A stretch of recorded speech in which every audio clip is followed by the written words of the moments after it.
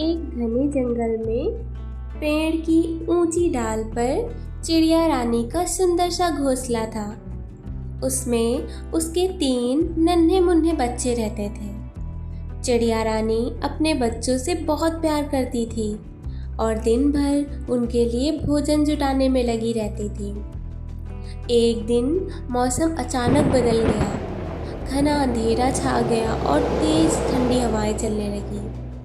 कुछ ही देर में मूसलाधार बारिश होने लगी। चिड़िया रानी अपने बच्चों को अपने पंखों में समेटकर बारिश से बचाने की कोशिश कर रही थी, लेकिन ठंडी हवा और पानी से बच्चों को सर्दी लग गई। अगले दिन जब चिड़िया रानी घोंसले से बाहर निकली तो उसने देखा कि उसके बच्चे सुस्त पड़े हुए थे। वे ना तो चहक रहे थे और ना ही पहले की तरह खुशी से इधर उधर देख रहे थे। उनकी आंखें बंद हो रही थीं और वे कमज़ोर लग रहे थे। माँ चिड़िया बहुत परेशान हो गई। उसने समझ लिया कि उसके बच्चों को बुखार हो गया है। चिड़िया रानी तुरंत उड़कर जंगल में गई और बूढ़े उल्लू महाराज के पास पहुंची। उल्लू जंगल का ज्ञानी था और कई बीमारियों का इलाज जानता था।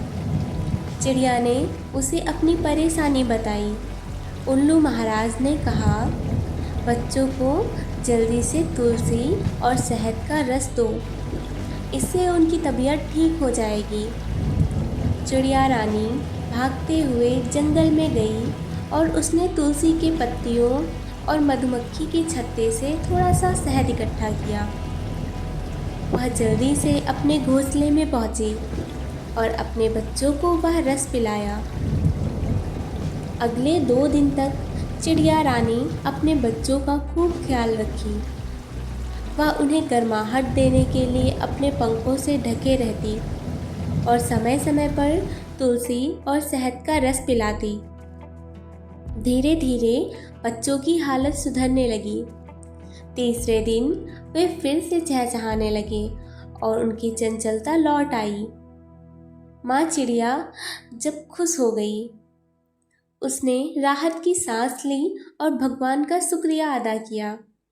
अब वह पहले से भी ज़्यादा सतर्क रहने लगी ताकि उसके बच्चों को दोबारा ऐसी परेशानी न हो।